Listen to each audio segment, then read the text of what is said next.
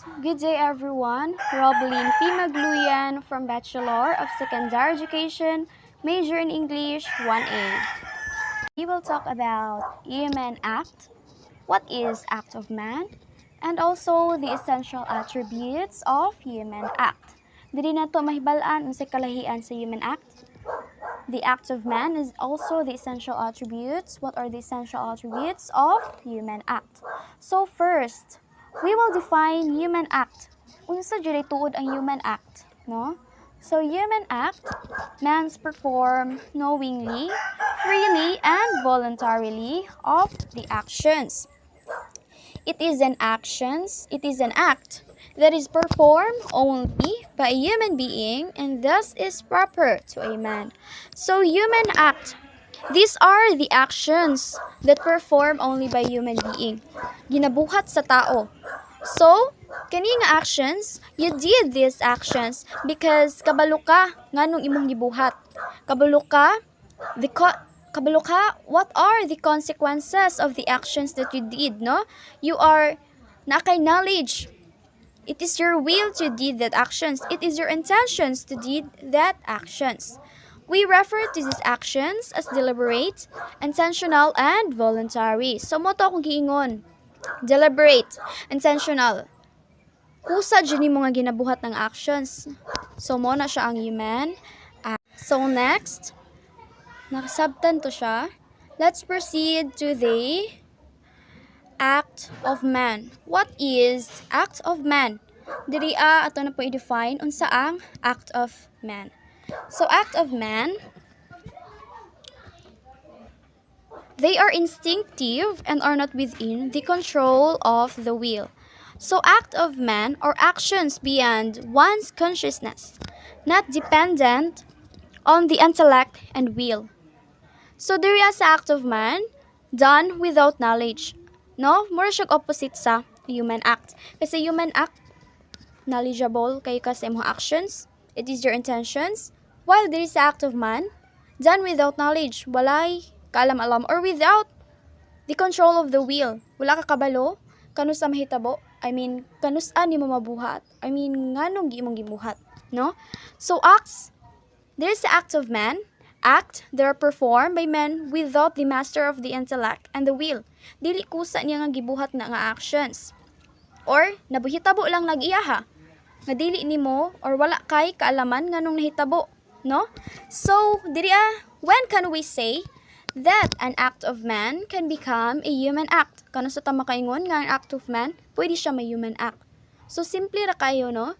Why an act of man can become a human act? So, mo ni siya. An act of man can become a human act when he employs his intellect and will while performing or while doing an actions. Mo na siya, pwede day mahitabo day, pwede day mahimo nga ang act of man, mahimong human act when he employs the intellect and will. Kung naa ang kusa to act or to do that actions, no? Such actions are the biological, physiological movements in man, such as respiration, fear, anger, love, jealousy, and last one is metabolism. So these are the actions that are belong to the act of man. Fear, anger, no? We didn't have any control of the will. We didn't have any control when kanus ata masuko, kanus ata in love, for example, char. So for example, blinking our eyes every few seconds or so. So we have a control ba kanus ata mo blink sa tong eyes, kanus sa dili, no? So kani siya example na belong na siya sa act of man. We didn't have any control when are we going to blink our eyes. When? Kanus adili. No? So, next one. Okay. Dito sa essential attributes of human act. We have 3 essential attributes of human act. These are, first one is knowledge. Second one, freedom. And the last one is will. So we will discuss it one by one. So there is a knowledge na there itong mga learnings, experiences, informations that we gathered, and so on and so forth. So, knowledge. Knowledge is an act must be performed by a doer, conscious agent, who is aware of what he is doing and of its consequences. So, doer. This is someone who is doing something. So, you are the doer. So, doer man ka, gabuhat ka og something, for example, actions. So, you are aware of what are the actions that you did. Why you're doing that actions, no? You have a knowledge nga nung gibuhat nimo ng actions. And also, na mo kay knowledge why you did that actions, you have also a knowledge what are the consequences, no? Consequences sa imuhang mga actions. You are fully responsible of the consequences that you did. Nasabtan. So, the second one,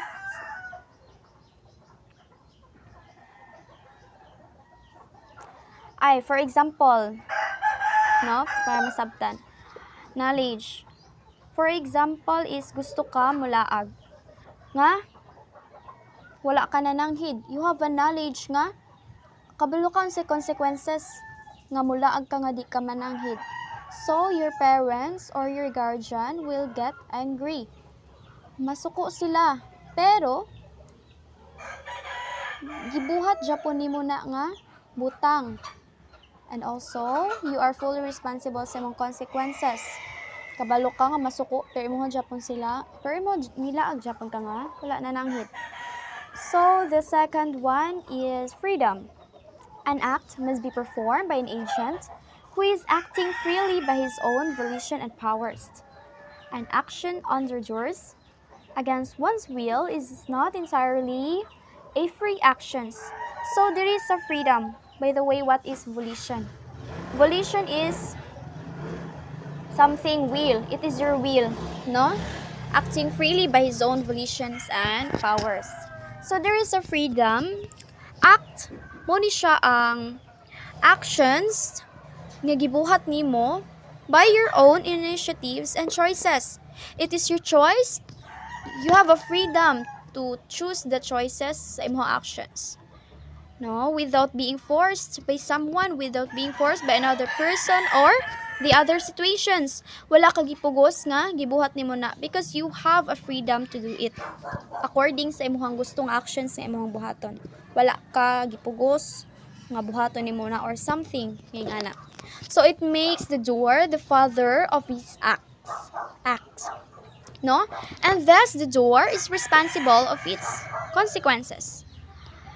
So, diri as a freedom, he can acknowledge, or ikaw nga nagbuhat og actions, maka-acknowledge ka the reasons why you did that actions, the reason why you chose that actions. No, for the last one is the will. An agent must perform willfully. The willfulness is the resolve to perform an act in the here and now or in same future time rather. So there is a will from the word will. Kusa ni mga buhaton ang sa ka-actions. You have a willfulness to do that actions and also because kabalupod ka sa consequences. So that's the end of our topic about human act of man and essential attributes of human act. Thank you for listening and hoping na namoy nasabtan. Thank you once again and God bless.